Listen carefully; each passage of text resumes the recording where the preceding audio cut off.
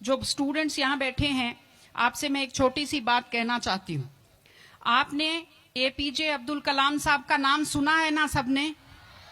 हाँ, कलाम साहब ने एक बात कही थी कि in the very old times the world was driven by the muscle power, after that it was driven by money power, and now it is being driven by the power of knowledge. यानी पहले शरीर की ताकत से दुनिया चलती थी, उसके बाद कुछ दिन पैसे से दुनिया चली, और अब दुनिया कैसे चलती है? ज्ञान की ताकत से चलती है। आज अमेरिका और रूस, फ्रांस क्यों हमसे आगे हैं? उनकी जनसंख्या भी कम है, शायद वो मेहनती भी हमसे कम हैं, लेकिन वो हमसे क्यों आगे हैं? क्योंकि उनके यहाँ शिक्षा का जो प्रसार था वो हमसे ज्यादा हुआ, वो हमसे ज्यादा एजुकेटेड हैं। हम लोग प्राचीन काल में हमारे यहाँ बहुत अच्छी यूनिवर्सिटीज थी, नालंदा यूनिवर्सिटी थी, तक्षशिला यूनिवर्सिटी थी, लेकिन जब मध्यकाल आया तो हमने अंधविश्वासों पर ज्यादा ध्यान दिया, और जो नॉलेज था साइंस का उस पर हमने कम ध्यान दिया, इसलिए हम विश्व में पिछड़ गए।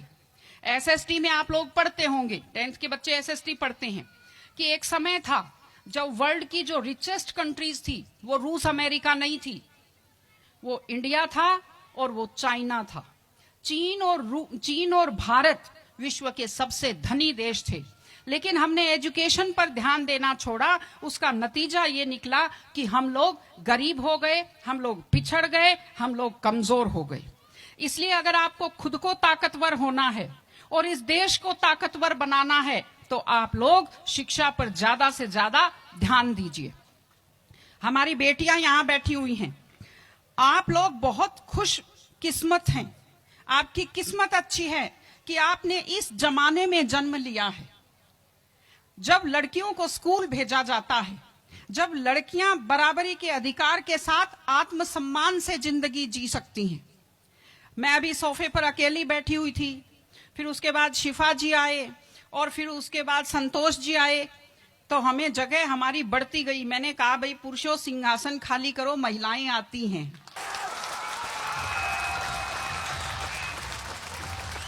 तो आप लोग बहुत खुशकिस्मत हैं।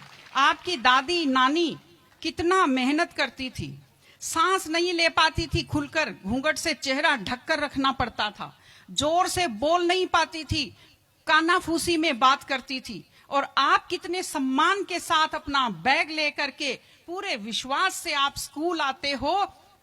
बहुत खुशकिस्मती की आपके लिए बात है, आपको इसका फायदा उठाना चाहिए। आपको कोशिश करनी चाहिए कि आप एक मजबूत नारी बने, और आपसे मैं कहना चाहती हूं कि आपके ऊपर बहुत विश्वास करते, आपके पेरेंट्स आपको घर से बाहर भेजते हैं, अपने माता पिता को हमेशा अपने मन में रखिए।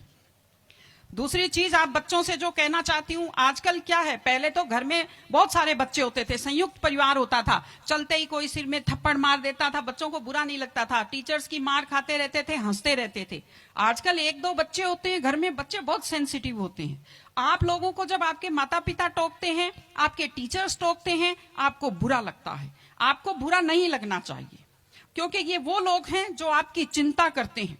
मैं आपको एक छोटा सा किस्सा सुनाऊंगी।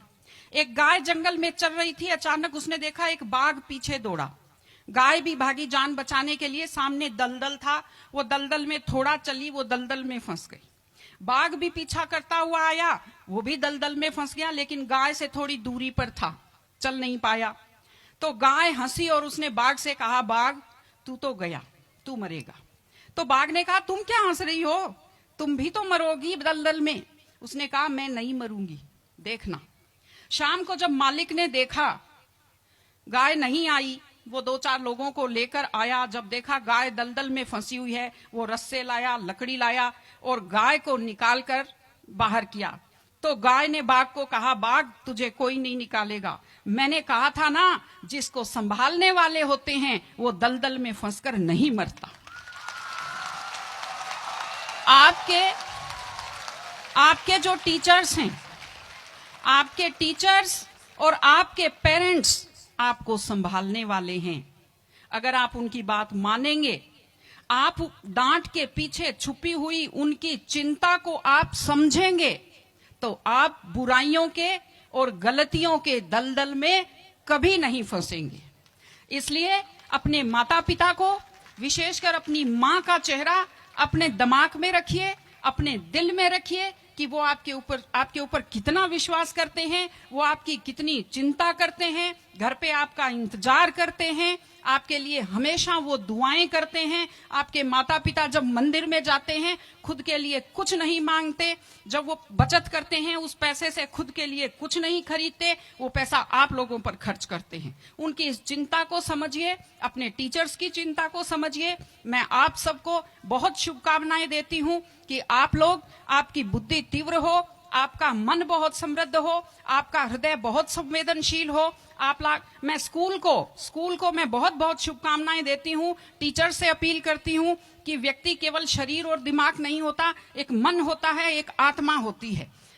माइंड जो है, mind is sharpened by the knowledge and information. दिमाग तो तेज होता है, लेकिन बच्चों का मन समृद्ध कीजिए, उन्हें कमजोर पर दया करना सिखाइए, उन्हें परिवार के प्रति संवेदनशील बनना सिखाइए कि वो एक अच्छे संपूर्ण नागरिक बने, जिसको कहते हैं कंप्लीट पर्सनैलिटी, वैसे बने। मैं स्कूल को, आप सब बच्चों को, आपको ढेर सारी शुभकामनाएं देती हूं। आप अच्छे व्यक्तित्व बने, आप अच्छे नागरिक बने, एक मजबूत परिवार का, मजबूत देश का और एक अच्छे समाज का आप निर्माण करें। आपने बुलाया, हमें सुना, हमें सम्मान दिया, मैं हृदय से आभारी हूं। बहुत बहुत धन्यवाद। नमस्कार।